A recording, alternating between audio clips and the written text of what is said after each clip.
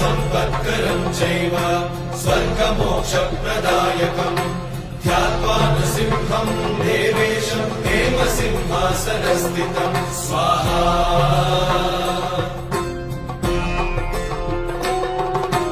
विवृत्तास्यं त्रिनयनम् शरदिन्दुसमप्रभम् लक्ष्म्यालिङ्गितवामाङ्गम् विभूतिभिरुपाश्रितम् स्वाहा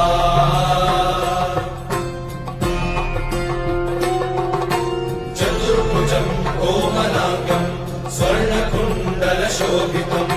श्रिया सुशोभितोरस्कम् रत्नकेयूरमुद्रितम् स्वाहा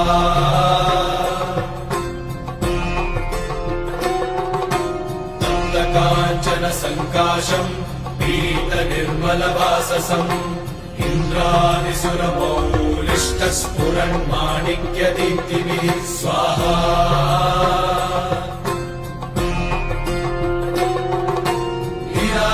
हीरादितपदद्वन्द्वम् शङ्खचक्रादिहेतिभिः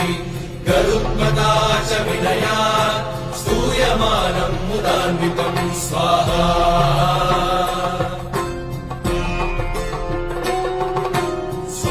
कमलसंवासम् कृत्वा कवचम् पठेत् नृसिंहो मे शिरः पातु लोकरक्षात्मसम्भवः स्वाहा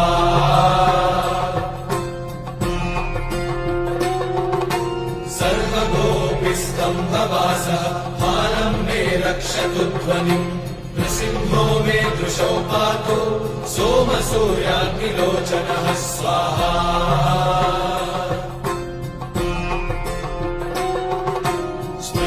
मे पातु नृहरिः मुनिवर्यस्तुतिप्रियः नासं मे सिंहनासस्तु मुखं लक्ष्मीमुखप्रियः स्वाहा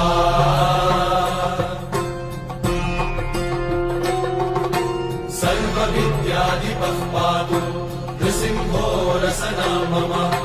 वक्त्रं पात्विन्दुवदनं सदा प्रह्लादवन्दितः स्वाहा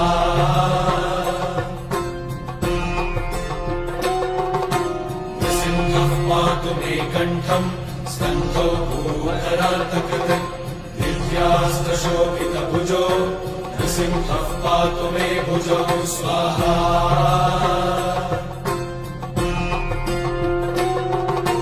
करौ मे देववरदौ नृसिंहः पातु सर्वतः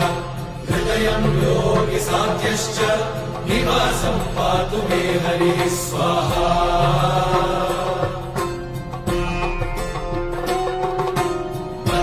पातु हिरण्याक्ष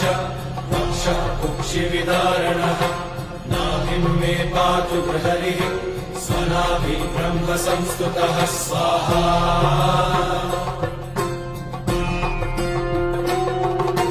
ब्रह्माण्डकोटयः कट्याम् यस्यासौ पातु मे कटिम् गुह्यं मे पातु गुह्यानाम् मन्त्राणाम् गुह्यरूपदृक् स्वाहा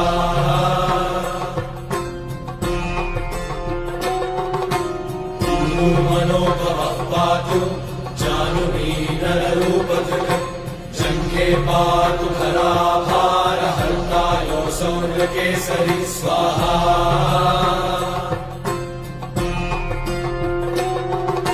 सुरराज्यप्रदः पातु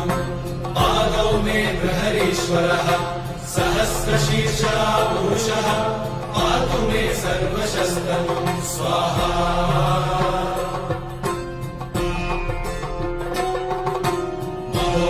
पूर्वतः पातु महावीराग्रजोपितः महाविष्णुर्दक्षिणे तु महाज्वालस्तु नैऋतौ स्वाहा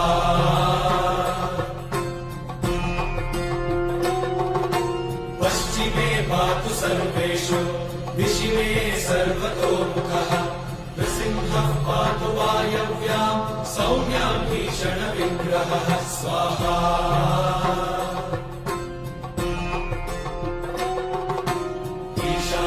पातु भद्रो मे सर्वमङ्गलदायकः संसारभयतः पातु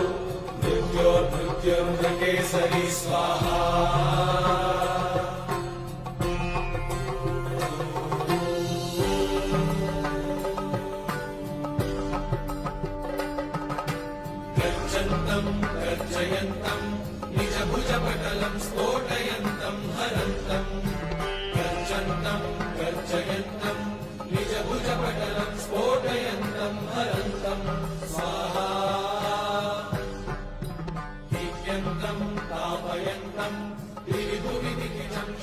क्षेपयन्तम् क्षिपन्तम् दिव्यन्तम् तापयन्तम् दिविभुवि दिविजम् क्षेपयन्तम् क्षिपन्तम् स्वाहा क्रन्दन्तम् रोषयन्तम् दिशि दिशि सततम् संहरन्तम् हरन्तम् क्रन्दन्तम् रोषयन्तम् दिशि दिशि सततम् संहरन्तम् हरन्तम् स्वाहा